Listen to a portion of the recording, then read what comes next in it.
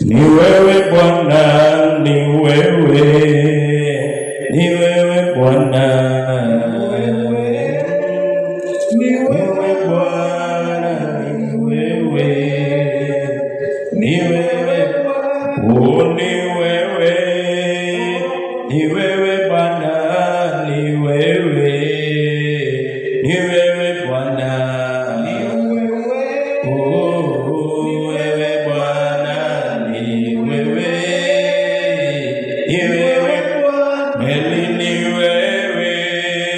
hakuna mwingine, ni wewe, ni wewe Bwana, oh ni wewe Bwana, ni wewe, ni wewe Bwana, ni wewe, pokea sifa, ni wewe, ni wewe Bwana.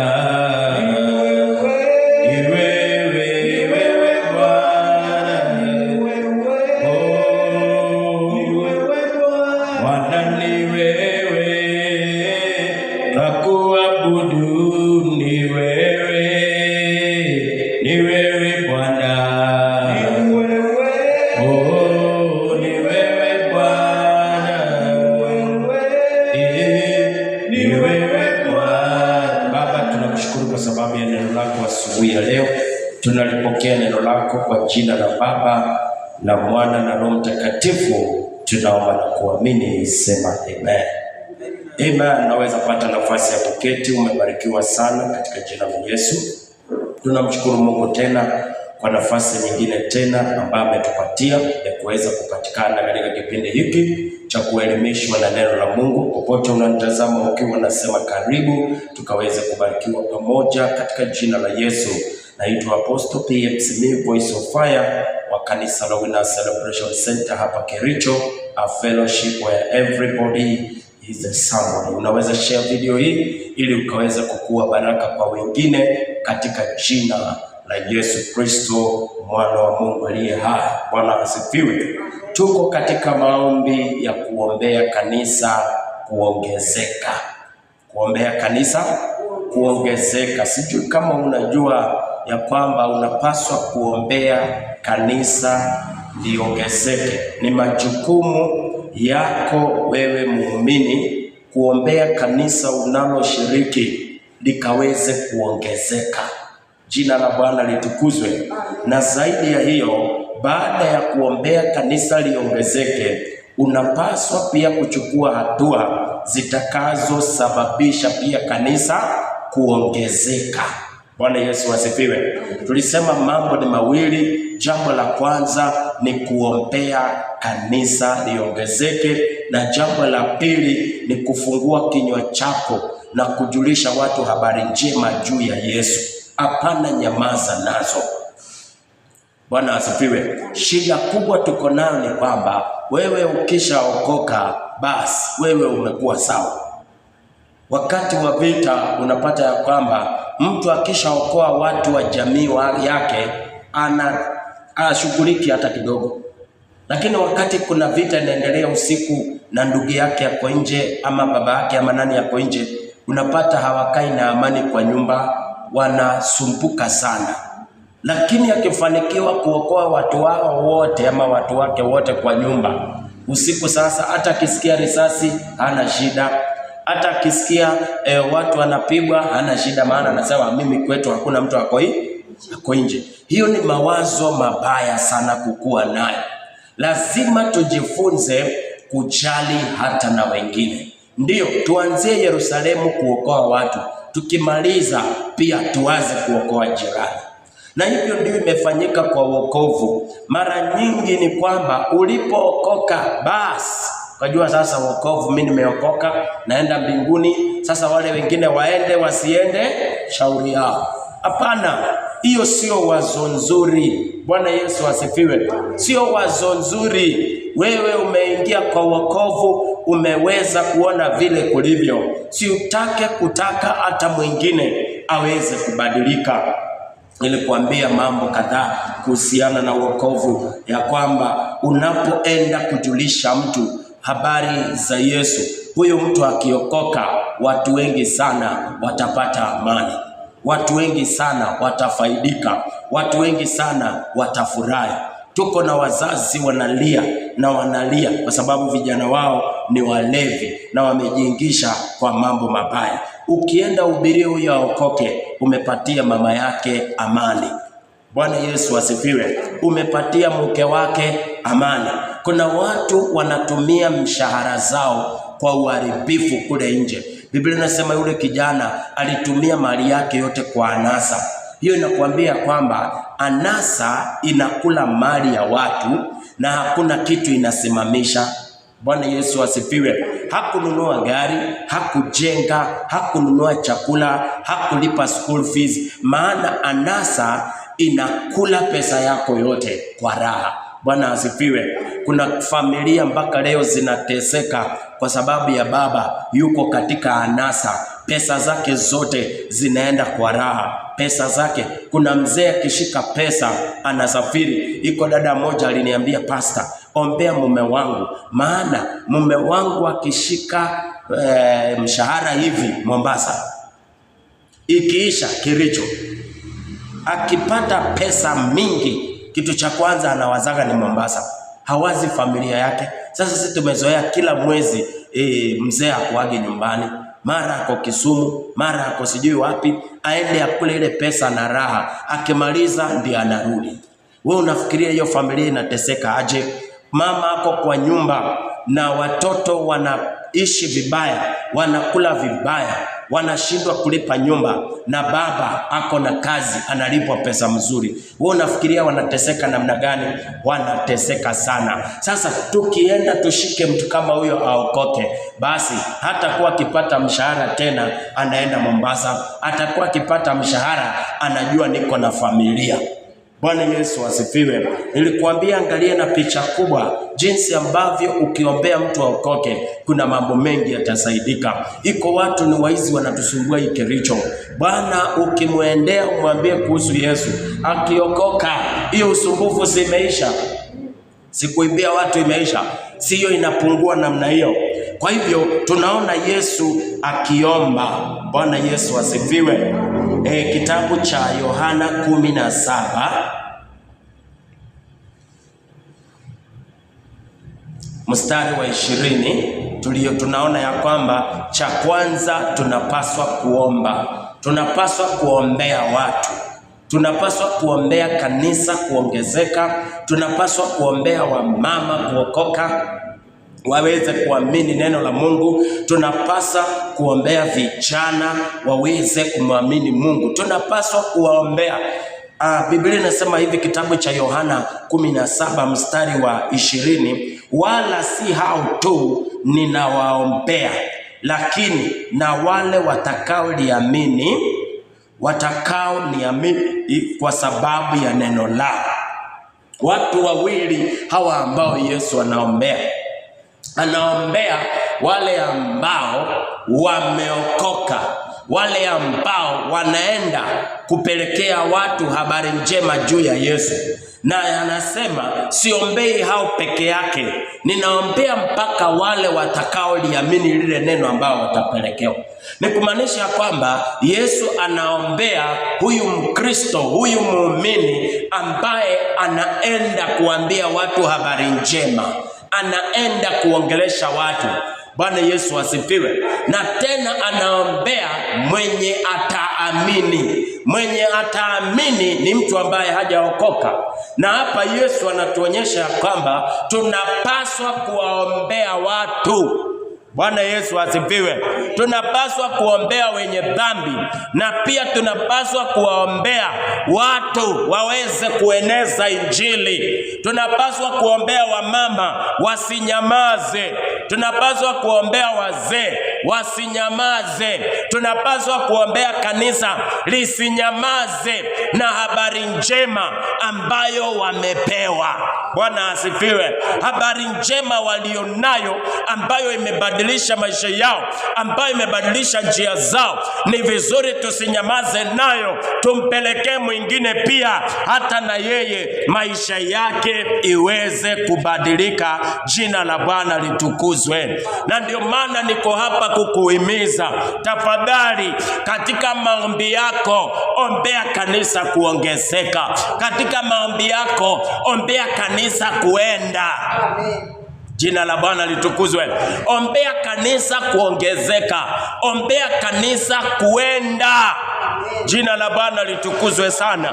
Utakuwa umefanya kazi nzuri ambayo Kristo alifanya. Aliwaombea, na kwa sababu aliombea wale watakao amini, basi kikundi cha wanafunzi kiliongezeka. Jina la Bwana litukuzwe.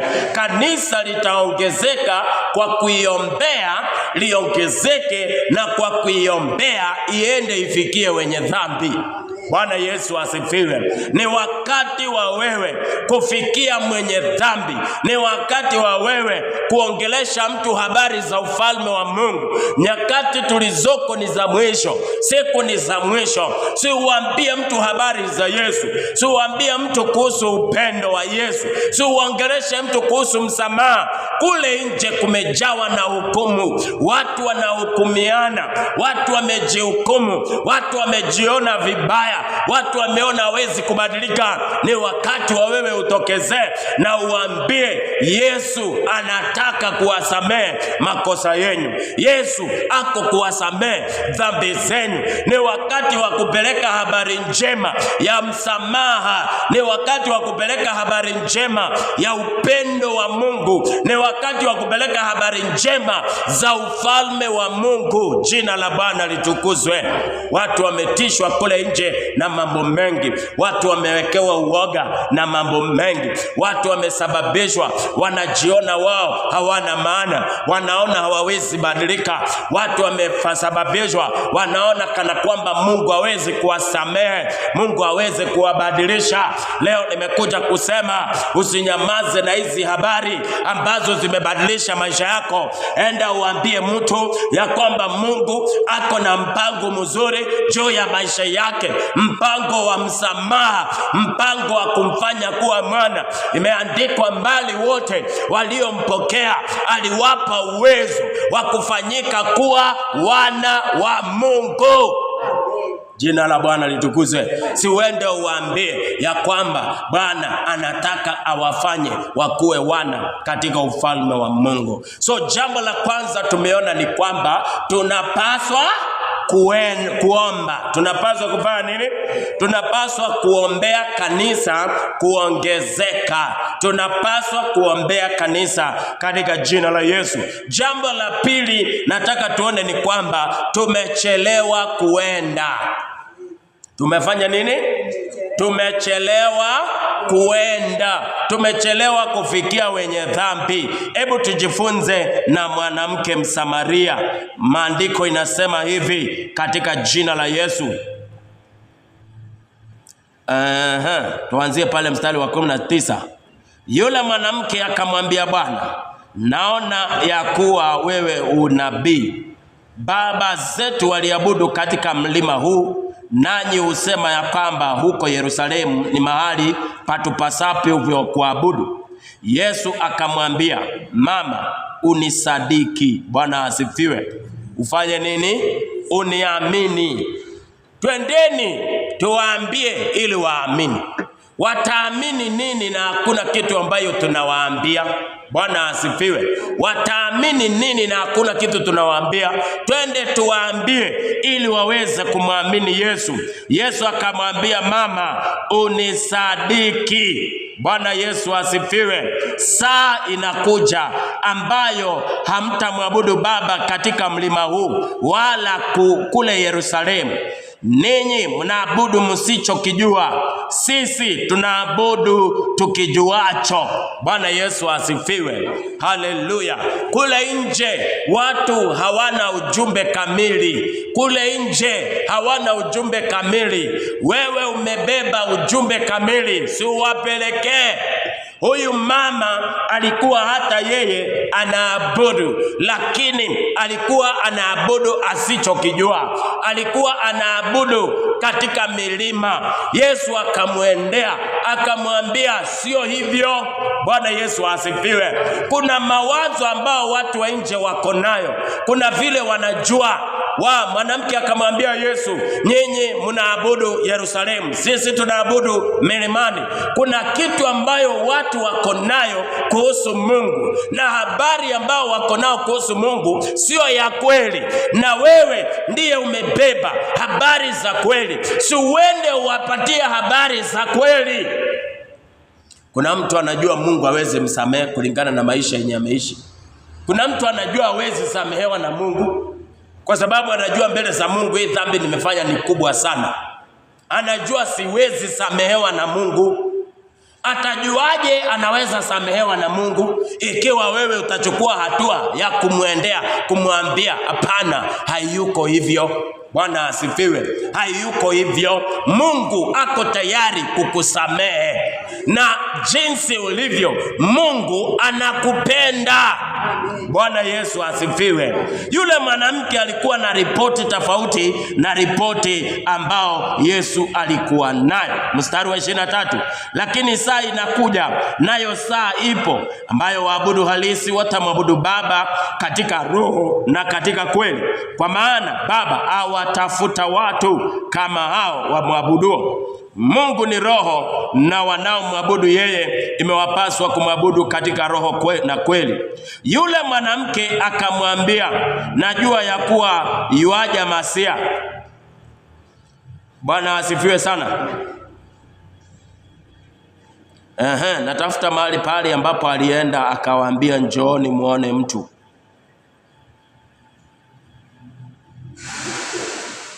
Mstari wa 28, basi yule mwanamke akauchukua mtungi wake akaenda zake mjini akawaambia watu. Akafanya nini? Ameokoka saa ngapi? Si ameokoka tu saa hiyo hiyo. Maana wokovu unaletwa kwa kumwamini Yesu. Kila atakayemwamini asipotee. So yule mwanamke alimfanyia nini Yesu?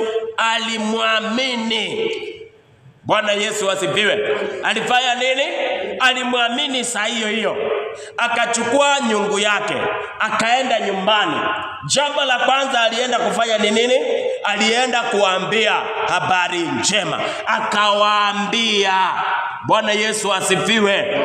Akafanya nini? Basi yule mwanamke, mstari wa 28, basi yule mwanamke akauacha mtungi. Hakuchukua, kumbe aliwacha. Bwana Yesu asifiwe. Unajua watu wakiamini kuna kitu wanawacha. Yule mwanamke alikuwa anajua watu wanaabudu milimani. Alipomwamini Yesu aliwacha hiyo. Bwana asifiwe. Yule mwanamke alikuwa ni wa wanaume wengi. Alipoamini aliacha hiyo katika jina la Yesu. Yule mwanamke alikuwa ameenda kuchota maji. Alipokunywa maji ya uzima aliachana na maji ya ulimwengu akachukua. Bwana Yesu asifiwe. Kuna vitu ambavyo watu wanafanya watawacha, siku ile wataamini. Kuna watu tunawaambia wawache pombe, hawatawahi wacha. Tuna watu tunawaambia waache wizi, hawatawahi wacha wizi. Maana unamwambia awache wizi, achukue nini? Halo, unamwambia awache wizi, achukue nini? Yesu alimwambia wacha maji, nikupe maji. Bwana asifiwe. Wacha hiyo maji ambayo uko nayo, nikupatie maji ya uzima. Unaenda kumwambia awache, unampatia nini? Bwana asifiwe. Na ndio maana tuko na Yesu wa kuwapatia, tuko na maji ya uzima hata na sisi. Wakiamini mara moja watawachana na uwezi. Wapendwa, mtu akiamini anaachana na zile njia. Wapendwa, mtu akiamini anawacha hiyo njia, anaanza kuenda njia. Wapendwa, mtu akiamini anaacha. Bible inasema akaacha mtungi wake wa maji. Kuna kitu alichukua Yesu. Alichukua maji ya uzima. Alipochukua maji ya uzima, alikosa faida ya maji yenye alikuwa amekuja kuichukua. Aliona ina maana. Kuna watu hawatawaiona faida ya kuacha kenye wanafanya kwa sababu bado hajaonja ingine. Tuwapatie waonje Yesu. Bwana Yesu asifiwe. Ndio watajua ya kwamba kumbe hii tunajisumbuaga nayo kuna ile iliyo nzuri. Bwana asifiwe. Enda ualike mtu. Kuna mtu hajawahi enda kanisani maisha yake yote. Zile ripoti yako nazo ni zile ripoti tu mbaya juu ya kanisa. Siku ile utamkaribisha kanisani, atasema wow, kumbe kuna kuaga hivi kanisani. Bwana Yesu asifiwe. Mwanamke akaenda akawacha, akaenda akawaambia watu. Hakumwambia mtu, aliambia. Tunaongea kuhusu ya kwamba tumechelewa kuwafikia wenye dhambi. Tunaona ya kwamba mwanamke anampokea Yesu, next anaanza kuhubiri, next anaanza kuongea kuhusu Yesu. Wewe ulimpokea Yesu lini? Amen. Wewe ulimpokea Yesu lini? Na mpaka umpokee mpaka wa leo umenyamaza. Atakaye kunywa maji ninayopeana, Yesu alisema nini itafanyika? Chemi za maji ya uzima. Sasa ukisha kunywa maji ya uzima, wewe unakuwa na chemi. Ni ya kuchotwa. Chemi inamaanisha ya kwamba inatoa maji mengi. Hii mingi inatoka ndani yako. Siende upatie mwingine akunywe. Bwana asifiwe. Haleluya. Twende tupatie mwingine. Maandiko yanasema ya kwamba akawaambia wengine papo hapo. Wapendwa, tumechelewa kufikishia watu habari njema. Wapendwa, umechelewa kufikishia watu habari njema. Umechelewa. Tunaona mwanamke Msamaria anatuonyesha masaa na wakati wa kuhubiria watu injili ni ukipokea Yesu next. Enda uambie, enda ushuhudie. Tunaweza sema huyu mwanamke hakuhubiri, alishuhudia. Alifanya nini? Alishuhudia kile ambacho kimemtendekea. Ni wewe unaweza tu ukatuambia kile ambacho kimekutendekea ulipompokea Yesu. Na wewe hata umezidi mwanamke Msamaria. Tangia uokoke mpaka leo, si ni mambo mengi imekutendekea? Hiyo peke yake imetosha kuhubiria mtu nayo. Hiyo peke yake imetosha uende ushuhudie watu mambo ambayo Yesu ameyafanya kwa maisha yako. Jina la Bwana litukuze. Akawaambia watu, njooni mtazame mtu aliyeniambia mambo yote niliyoyatenda. Kwa hivyo jambo la kwanza aliwaambia ni njooni muone mtu. Kumaanisha kujeni. Bwana asifiwe. Kujeni ni waonyeshe. Njooni. Mwanamke ndiye aliyekuwa anajua mahali Yesu wako. Kwa hivyo alienda akawaambia njooni. Wakamkujia akawaambia nifuateni niwaonyeshe mtu. Akawapeleka kwa Yesu. Bwana asifiwe. Wapendwa, situpeleke watu kwa Yesu. Wapendwa, situalike watu kwa Yesu. Hakusema njooni kwangu, alisema njooni muone mtu.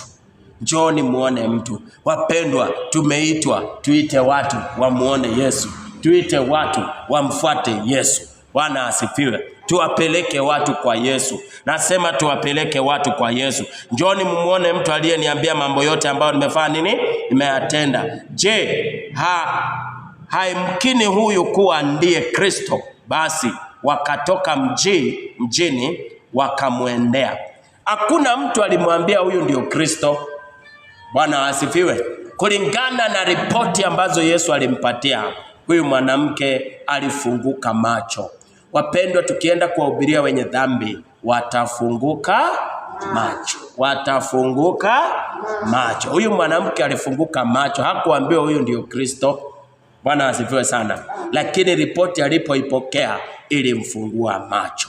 Wapendwa, tuwapelekee matendo ya Yesu yenye anayafanya, itawafungua macho. Na maandiko yanasema watu wakafanya nini? Wakamfuata. Kazi rahisi. Hata huyo mama hajui kuomba, anajua kuomba? Kuna Biblia amefunzwa, hata amebatizwa, hata anajua mlango ya kanisa, lakini papo hapo alipompokea Yesu, hapo hapo akaenda. Nikimlinganisha na wewe, then wewe unaqualify sana. Wewe unajua kuomba, unajua kutoa sadaka, unajua kuenda kanisani, unajua kufunga. Yeye alikuwa hajawahi enda kanisani, lakini kupitia yeye wengi waliokoka. Wewe unaweza okoa wengi. Kupitia wewe wengi wanaweza waokoka. Niko hapa kusema ya kwamba tuombeni kanisa liongezeke na tuombeni kanisa liende, maana kanisa limechelewa kuenda. Wewe na mimi tumechelewa. Wapendwa, tumechelewa. Na habari tuko nazo. Tuendeni tuambie kile ambacho Yesu anafanya.